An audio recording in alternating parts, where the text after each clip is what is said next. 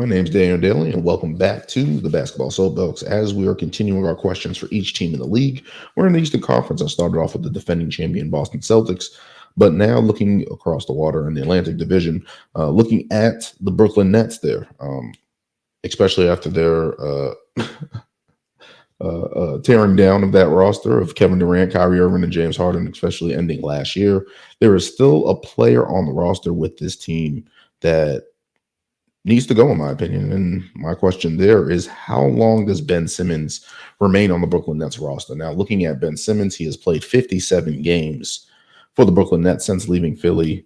He sat out that 1 year in Philly with the back injury, especially after that playoff game against the Atlanta Hawks. Knee injury here, back injury here that plagued him in Philadelphia, brought himself to Brooklyn. I believe they brought him in and he didn't even take a physical. So looking at it from that standpoint, and agreeing to pay all that money, and it was a high risk, low reward for the Brooklyn Nets as it appears. Looking at Ben Simmons, 6.7 points, 6 assists, 6.7 rebounds last year for the Brooklyn Nets.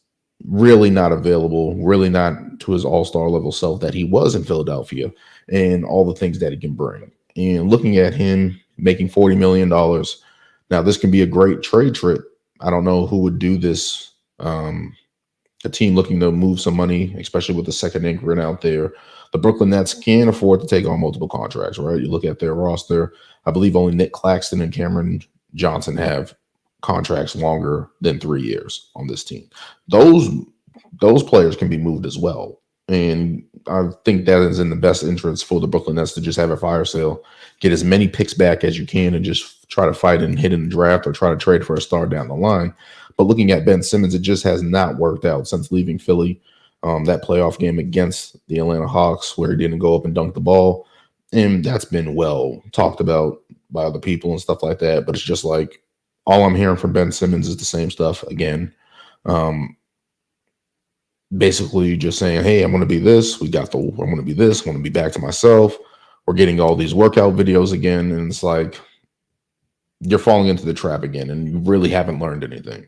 But it's just unfortunate because when you look at this guy who's 6'10", 250, has vision, has good passing, was an all-time All-NBA defensive player in Philadelphia and in the running for Defensive Player of the Year at times. And it's just like he's just fallen off from grace. And it all started because he didn't shoot the basketball. And I've said on this show, on my podcast, that he was babied in Philadelphia. And all he had to do was learn how to shoot the three or just space the floor at least. And now there's some other guys that can get around that and play through that. And he wasn't able to do that. And now I understand that there's play styles and guys fit their needs on the court with coaches and schemes and stuff like that.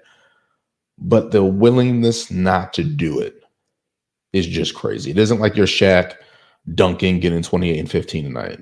Yes, he is a triple-double threat, but it's just like you're not consistent in that role, especially when everything was going down in Philly. And just the failure to continue to expand on that and show it on the court. And now I understand that with the transitioning, that's hard, and trying to add that to your game. But in this league where literally everyone shoots and you're 6'10" and you have the ball in your hand a lot of the times, it puts a lid on your team when you don't expand your game. And you look at guys, I look no further, I'm not saying Tyrese Halliburton, people were questioning his shot coming into the league and his mechanics and all that stuff. And he's amplified it. He shoots more. And that helps his team. It gives them more versatility. It opens up looks for everybody. And the failure for Ben Simmons to do that as a player is unfortunate. And especially when you look at Brooklyn, who doesn't really have a franchise guy, doesn't really have those the media bearing down them on like they had in Philly. Brooklyn's a little bit more low-key, even though it is in New York. But that team isn't expecting anything. And you feel like this is a role where he can, when he got traded to Brooklyn, especially when everybody was leaving, I'm like, maybe this is a way that he can revamp himself, repair himself and get back in the good graces. And now it is a contract year. And looking at what Ben Simmons can do on the court potentially, can he get back to that form? I don't know. We haven't seen Ben Simmons perform at that in 4 years now, right? So definitely looking like this is an opportunity for both him and the Brooklyn Nets, because if he plays well, it's a win-win if he plays well, right?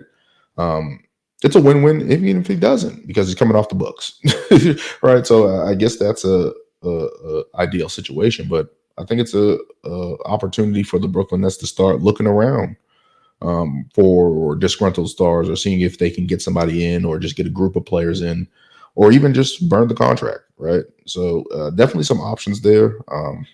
Would he go with a trade for Jimmy Butler? I don't know if Miami would do that. That we get him off the books and get them out of that money situation with Jimmy Butler and having to pay him.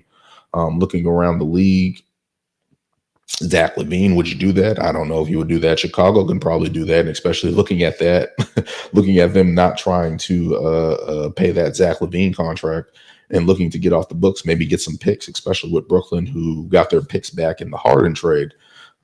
Looking at that standpoint, it looks like it will make sense for the Brooklyn Nets to move him, and especially if they can get any picks. I know it's probably he's damaged. Ben Simmons is damaged good at this point, but if you can get anything for him, I think that's worthwhile looking at, especially if you can get a player that can come in and help your team right away. That's my question for the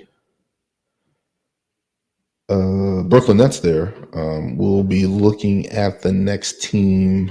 About who do I have? The New York Knicks, who have made some big moves, and I'll be addressing that in my next video. But if you want to check out my first video, that'll be the Boston Celtics. Check that out, please. And don't forget to like, comment, and subscribe.